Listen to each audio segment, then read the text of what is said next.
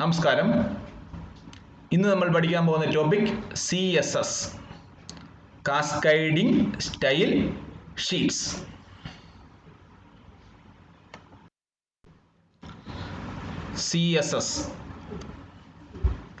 CSS describes how HTML elements are to be displayed on screen, paper or in other media.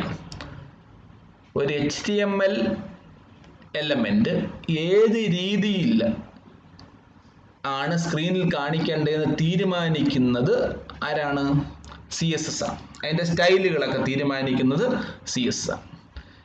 It can control the layout of multiple web pages all at once.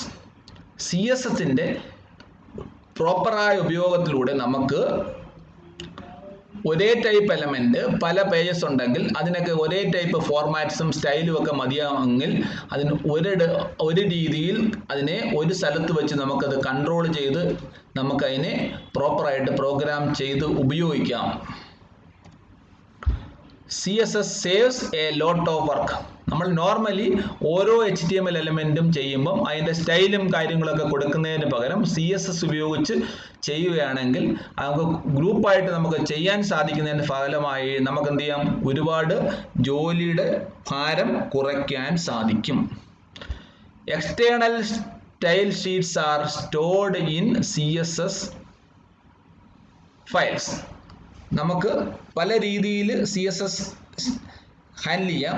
ചില സമയങ്ങളിൽ നമ്മൾ external style sheet ആണ് ഉപയോഗിക്കുന്നത്. അങ്ങനെയുള്ള സമയങ്ങളിൽ നമ്മൾ ആ store ചെയ്യുന്ന ഫയൽ ഏത് ടൈപ്പ് ഫയൽസ് ആയിരിക്കും? CSS ഫയൽസിലായിരിക്കും സ്റ്റോർ ചെയ്യുന്നത്.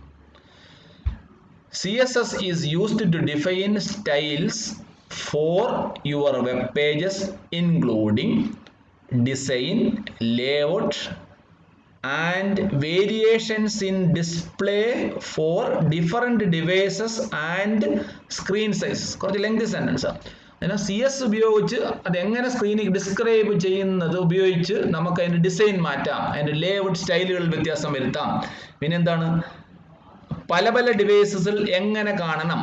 ഫോർ എക്സാമ്പിൾ ആയിട്ട് ലാപ്ടോപ്പിൽ കാണുന്ന അത്രയും സൈസ് ലാപ്ടോപ്പിൽ കാണിക്കാൻ പറ്റണം, അല്ലെങ്കിൽ മൊബൈലിൽ കാണിക്കാൻ പറ്റണം, ടാബ്ലറ്റിൽ കാണിക്കാം, അങ്ങനെ ഡിഫറെൻ്റ് ഡിവൈസസിൽ കാണിക്കാൻ പറ്റണം. പിന്നെന്താണ്, അത് പല സൈസുള്ള മീഡിയ ആയിരിക്കും, സ്ക്രീൻ സൈസ് വ്യത്യസ്തമായിരിക്കും. അന്നേരം അതിനനുസരിച്ച് അഡ്ജസ്റ്റ് ചെയ്യൊക്കെ വേണ്ടി വരും. അതിനൊക്കെ നമുക്ക് ഫലപ്രദമായ രീതിയിൽ പ്രോപ്പറായിട്ട് കാണിക്കാൻ വേണ്ടി നമുക്ക് എന്തുപയോഗിക്കാം? CSS ഉപയോഗിക്കാം.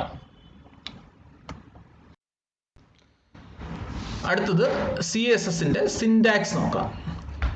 A CSS rule set consists of a selector and a declaration block. എന്തൊക്കെ ഉണ്ടാവുമെന്ന് പറഞ്ഞു? ഒരു സെലക്ടറും ഉണ്ട്, ഒരു ഡിക്ലറേഷൻ ബ്ലോക്സും ഉണ്ട്. ഉണ്ടോ? ഇവിടെ ശ്രദ്ധിക്കാം.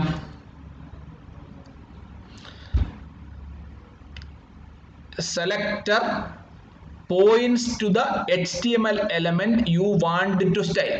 ഏത് എലമെന്റിനെയാണ് നമ്മൾ സ്റ്റൈൽ ചെയ്യാൻ ആഗ്രഹിക്കുന്നത് അതിനെയാണ് നമ്മൾ എന്തെന്ന് പറയുന്നത്? സെലക്ടർ എന്ന് പറയുന്നത്. ഇനി അടുത്തത്, the declaration block contains one or more declaration separated by semicolons. ഇവിടെ നമ്മൾ ആ പിക്ചർ നോക്കിയാലും അറിയാം, കണ്ടോ? ഡിക്ലറേഷൻ ബോക്സിനകത്ത് colour colon blue, font size colon 12px. അതിന് രണ്ട് ഡിക്ലറേഷൻസ് ആണ്. രണ്ട് ഡിക്ലറേഷൻസ് തമ്മിൽ സെപ്പറേറ്റ് ചെയ്യാൻ വേണ്ടി എന്ത് ഉപയോഗിച്ചിട്ടുണ്ട്? സെമി കോളൻ ഉപയോഗിച്ചിട്ടുണ്ട്. ഒരു ഡിക്ലറേഷനകത്ത് സംബന്ധിച്ചോളം ഒരു പ്രോപ്പർട്ടിയും കാണും, അതിന് ഓരോ വാല്യൂവും കാണും. ഇപ്പോൾ colour is A property, blue is the value, font size is the property and 12 pixel is the value. Each declaration includes a CSS property name and a value separated by a colon. എല്ലാ ഡിക്ലറേഷനകത്ത് എന്ത് കാണുമെന്ന് പറഞ്ഞു? ഒരു property name ഉണ്ടായിരിക്കും, അതിന് corresponding ആയിട്ട് ഒരു value ഉണ്ടായിരിക്കും. അതിനും CSS സംബന്ധിച്ച് പറയുമ്പം എന്താണ്? ഒരു സെലക്ടർ അതിൻ്റെ ഡിക്ലറേഷനും, അതാണ് എൻ്റെ rule. Okay, CSS example red കളറിൽ കൊടുക്കുന്നതാണ് ആക്ച്വലി ഈ പ്രോഗ്രാമിനകത്ത് CSS. കണ്ടോ? സ്റ്റൈൽ നമ്മൾ ഏത് സെലക്ടറാണ് എടുത്ത്? H1 സെലക്ടർ എടുത്ത് കേർലി ബ്രേസ് സ്റ്റാർട്ട് ചെയ്തു. കളർ പ്രോപ്പർട്ടി കളറാണ്, അതിൻ്റെ വാല്യൂ ബ്ലൂ കൊടുത്തു. ടെക്സ്റ്റ് അലൈൻ പ്രോപ്പർട്ടി കോളൻ കുറഞ്ഞാൽ എന്ത് പറഞ്ഞു? സെന്റർ കൊടുത്തു. നമുക്ക് ഔട്ട്പുട്ട് നോക്കാം. H1 എന്നുള്ളതിനാണ് നമ്മൾ എന്താണ് സ്റ്റൈൽ മാറ്റിയത്. ഹെഡിങ് കണ്ടോ? ഹലോ വേൾഡ് എന്നുള്ള സെൻട്രലൈസ്ഡ് ചെയ്ത്, സെൻട്രലൈസ് ആണ് ഔട്ട്പുട്ട് സൈഡിലോട്ടാണ് മാറ്റി വെച്ചേക്കുന്നത്. സെൻട്രലൈസ്ഡ് വരികയും വേണം. ഏത് കളർ വരികയും വേണം? ബ്ലൂ കളർ വേണം. ഈ പേജിനകത്ത് എവിടെ H1 യൂസ് ചെയ്താലും ഏത് രീതിയിൽ വരുവുള്ളൂ? ബ്ലൂ കളറിൽ സെൻട്രലൈസ് ചെയ്തേ വരുള്ളൂ. CSS element selector. The element selector selects HTML element based on the element name. നേരത്തെ പഠിച്ച കാര്യം തന്നെയാണ്. സെലക്ടർ എന്ന് പറഞ്ഞാൽ എന്താണ്? എലമെന്റ് സെലക്ടർ ആണ് ആദ്യം നമ്മൾ പഠിക്കുന്നത്. എലമെന്റ് സെലക്ടർ എന്ന് പറഞ്ഞാൽ ഓരോ നമ്മുടെ HTML എലമെന്റ്. ഇവിടെ പാരഗ്രാഫ്റ്റ് ആയ P ആണ് ഉപയോഗിച്ചത്. P പാരഗ്രാഫിന്റെ സ്റ്റൈൽ എന്താക്കി? ടെക്സ്റ്റ് അലൈൻ സെന്റർ പറഞ്ഞു, കളർ റെഡ് പറഞ്ഞു. ഇനി നമ്മുടെ പ്രോഗ്രാമിനകത്ത് എവിടെയെങ്കിലും ബോഡിക്കകത്ത് നിന്ന് നമ്മൾ കറസ്പോണ്ടിങ് ആയിട്ട് Pക്കകത്ത് എന്ത് പറഞ്ഞാലും എങ്ങനെ വരുവുള്ളത്? റെഡ് കളറിൽ സെൻട്രലൈസ് ചെയ്തേ വരുവുള്ളൂ. ഇതിനാണ് എന്ത് പറയുന്നത്? എലമെന്റ് സെലക്ടർ എന്ന് പറയുന്നത്. അടുത്തത് CSS ID selector. The ID selector uses the ID attribute of an HTML element to select a specific element. ഏതെങ്കിലും ഒരു എലമെന്റ് സെലക്ട് ചെയ്യാൻ വേണ്ടി നമ്മൾ എന്ത് ഉപയോഗിക്കും? അതിന്റെ ID ആട്രിബ്യൂട്ട് ഉപയോഗിക്കും. The select an element with a specific ID, write a hash character followed by the ID of the element. Okay, അതിന് ഐഡിക്ക് മുമ്പ് ID പറയുന്നതിന് മുമ്പായിട്ട് നമ്മൾ എന്ത് ഉപയോഗിക്കും? ഹാഷ് ക്യാരക്ടർ ഉപയോഗിക്കും. The ID name cannot be start with a number. ഐഡിയുടെ പേര് കൊടുക്കുമ്പോൾ ഒരു കാരണവശാലും എന്തിട്ട് സ്റ്റാർട്ട് ചെയ്യാൻ പറ്റത്തില്ല? നമ്പർ ഉപയോഗിച്ച് സ്റ്റാർട്ട് ചെയ്യാൻ പറ്റില്ല. CSS ID സെലക്ടർ എക്സാമ്പിൾ നോക്കാം. ഹാഷ് സെന്റർ റെഡ് എന്നാണ് ഞാൻ ID കൊടുത്തേക്കുന്നത്. സെന്റർ റെഡ് എന്ന ഐഡിക്ക് മുമ്പായിട്ട് എന്ത് ഉപയോഗിച്ച്? ഹാഷ് ഉപയോഗിച്ച്. ആ സെന്റർ റെഡ് ID ഉപയോഗിക്കുന്നതാൽ എന്ത് വരണമെന്ന് പറഞ്ഞേക്കാണ്? ടെക്സ്റ്റ് അലൈൻ സെന്റർ ആയിരിക്കണം, കളർ റെഡ് ആയിരിക്കണം. എന്നിട്ട് താഴോട്ട് പോയി പാരഗ്രാഫിന്റെ അവിടെ കണ്ടോ? PID എന്ത് പറഞ്ഞു? Centre red hello world. അടുത്ത നമ്മൾ P പറഞ്ഞു, ID ഒന്നും പറഞ്ഞില്ല. Paragraph is not affected by the style. അടുത്ത നമ്മൾ H2 കൊടുത്തു, അതിനും ID എന്ത് തന്നെ പറഞ്ഞു? സെന്റർ റെഡ് തന്നെ. ചുരുക്കി പറഞ്ഞ ഫസ്റ്റ് പാരഗ്രാഫും ഹെഡിങ് 2ഉം സെന്റർ റെഡ് എന്ന് പറയുന്ന CSS ഫോർമാറ്റിൽ നമുക്ക് കാണാൻ കഴിയണം. നമുക്ക് ഔട്ട്പുട്ട് നോക്കാം. കണ്ടില്ലേ? ഫസ്റ്റ് പാരഗ്രാഫ് ഹലോ വേൾഡ് എന്ന് പറഞ്ഞ ഇത് റൈറ്റ് സൈഡായിട്ട് നിങ്ങൾക്ക് കാണുന്നുണ്ടെങ്കിലും നമ്മളത് ടോട്ടൽ പേജിനെ കട്ട് ചെയ്ത് ഔട്ട്പുട്ട് കാണിച്ചേക്കുന്നതുകൊണ്ടാണ് അത് സെൻട്രലൈസ്ഡ് ആയിട്ട് നമുക്ക് അസ്യൂം ചെയ്യുക. കാരണം നമ്മൾ ഹലോ വേൾഡ് എന്നുള്ള റെഡ് കളറിൽ വന്ന ഫസ്റ്റ് പാരഗ്രാഫ്, ഇനി മൈ ഹെഡിങ് എന്നുള്ളതും എന്ത് വന്നു? കറസ്പോണ്ടിങ് ആയിട്ട് സെന്റർ റെഡ് ഫോർമാറ്റിലാണ് കാണിച്ചേക്കുന്നത്. Okay, clear? Next CSS class selector. The class selector select HTML elements with a specific class attribute. ഏതെങ്കിലും ഒരു ആട്രിബ്യൂട്ട് ഉപയോഗിച്ച് നമ്മൾ സെലക്ട് ചെയ്യുമ്പോഴാണ് എന്ത് വരുന്നത്? ക്ലാസ് സെലക്ടേഴ്സ് ഉപയോഗിക്കുന്നത്. To select element with a specific class, write a period dot character followed by the class name. Example നോക്കാം. കണ്ടോ? ക്ലാസ് ആയിട്ട് സെന്റർ എന്നാണ് നമ്മൾ ഉപയോഗിക്കുന്നത്. സെന്റർ എന്നുള്ള ഇതിനെ നമ്മൾ എന്ത് പറയുകയാണ്? അതിന്റെ CSS ഫോർമാറ്റ് മാറ്റി ക്ലാസ് സെലക്ടറിന് എന്താക്കാണ്? ടെക്സ്റ്റ് അലൈൻ സെന്റർ കൊടുത്തു, കളർ റെഡും കൊടുത്തു. നമ്മൾ ഉപയോഗിക്കാൻ എങ്ങനെ നോക്കാം? H1 ഹെഡിങ് പറഞ്ഞു, ക്ലാസ് ഏത് പറഞ്ഞു? സെന്റർ എന്നുള്ള ക്ലാസ് പറഞ്ഞു. ഓക്കെ, അന്നേരം മെസ്സേജ് ആണ് അടുത്ത് red centre align text heading എന്ന് പറഞ്ഞു. എന്നിട്ട് നമ്മളൊരു പാരഗ്രാഫും തുറന്നു, അതിനും ക്ലാസ് ഏത് തന്നെ യൂസ് ചെയ്തു? സെന്റർ എന്ന് പറഞ്ഞ ക്ലാസ് യൂസ് ചെയ്തു. അത് നമ്മൾ ശ്രദ്ധിക്കേണ്ട, ID ആണ് പറഞ്ഞത്, ഹാഷ് ആണ് ഉപയോഗിച്ചെങ്കിൽ ക്ലാസ് സെലക്ട് പറയുമ്പോൾ എന്ത് ഉപയോഗിക്കുന്നത്? ഡോട്ട് ആണ് ഉപയോഗിക്കുന്നത്. ഔട്ട്പുട്ട് നമുക്ക് നോക്കാം. കണ്ടോ? ആദ്യം പറഞ്ഞത് നമ്മൾ ഹെഡിങ് സൈസ് ആയതുകൊണ്ടാണ് ഹെഡിങ്ങിന് ക്ലാസ് സെലക്ടർ കൊടുത്തപ്പോഴാണ് എന്ത് വന്നു? Red and centre align heading വലിയ അക്ഷരത്തിൽ വന്നു. പിന്നെ പാരഗ്രാഫിന് കൊടുത്തപ്പോൾ എന്ത് വന്നു? Red and centre align paragraph എന്നുള്ള കുറച്ച് ചെറുതായിട്ട് വന്നു. എന്തായാലും അത് സെൻട്രലൈസ് ചെയ്ത് റെഡ് കളറിലാണ് വന്നേ H1ഉം Pയും. കാരണം എന്താണ്? നമ്മൾ സെന്റർ എന്ന് പറയുന്ന ക്ലാസ് സെലക്ടർ ഡിഫൈൻ ചെയ്ത് വെച്ചിട്ടുണ്ട് പുതിയ സ്റ്റൈലിൽ. Different ways to insert CSS. ആദ്യത്തെയാണ് എക്സ്റ്റേണൽ CSS. അതിൽ നിന്നുള്ള ഇപ്പം ഞാൻ ആദ്യം പറയുന്നത് external CSS. External styles are defined within the link element inside the head section of the HTML page. ഞാൻ ആദ്യം തന്നെ പറഞ്ഞു CSS ഫയൽസ് സെപ്പറേറ്റ് ഫയലിൽ എഴുതി വെച്ചിട്ട് അതിനെ നമ്മൾ നമ്മുടെ പേജിൻ്റെ കൂടെ ആഡ് ചെയ്യുന്നതിനാണെന്ന് പറഞ്ഞാൽ എക്സ്റ്റേണൽ CSS സ്റ്റൈൽ എന്ന് പറയുന്നത്, ഇൻസേർട്ട് ചെയ്യുന്നു പറയുന്നത്. എക്സാമ്പിൾ നോക്കാം.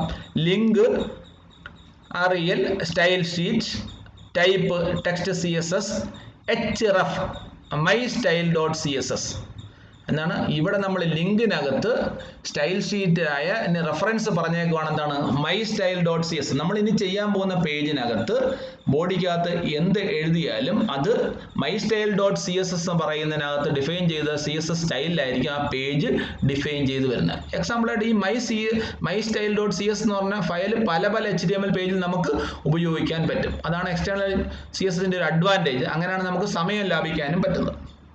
ഓക്കെ, അതിൻ്റെ യൂസേജ് ഒക്കെ നമുക്ക് വരും പ്രോഗ്രാമുകളിൽ നോക്കാം. അടുത്ത ഇന്റേണൽ CSS.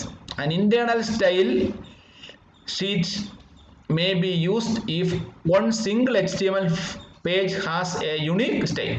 നമ്മൾ ജസ്റ്റ് മുമ്പ് ചെയ്ത എല്ലാം എന്തായിരുന്നു? ഇന്റേണൽ CSS ആയിരുന്നു. ഒരു വെബ് പേജിൽ ഏതെങ്കിലും എലമെന്റ്സിനോ അല്ലെങ്കിൽ ID സെലക്ടർ ഉപയോഗിച്ചോ ക്ലാസ് സെലക്ടർ ഉപയോഗിച്ചോ അല്ല സാധാരണ കേസിലോ നമ്മൾ പറഞ്ഞ് ഡിഫൈൻ ചെയ്യുന്ന CSS എഫക്ട്സിലൊക്കെ ഒരു സിംഗിൾ പേജിൽ മാത്രമേ വരുള്ളൂ. അതിനെയാണ് എന്തെന്ന് പറയുന്നത്? ഇന്റേണൽ CSS എന്ന് പറയുന്നത്. എക്സ്റ്റേണൽ എന്ന് പറഞ്ഞാൽ സെപ്പറേറ്റ് ഒരു ഫയലിൽ CS എഴുതി CS എക്സ്റ്റൻഷനുള്ള ഒരു ഫയലാക്കി സേവ് ചെയ്ത് നമ്മൾ ലിങ്ക് ഉപയോഗിച്ച് നമ്മുടെ പ്രോഗ്രാമിനകത്ത് ലിങ്ക് ചെയ്ത് ഉപയോഗിക്കുന്നതാണ്. ഇനി ഒന്നുകൂടെ ഉണ്ട് ഇൻലൈൻ CSS.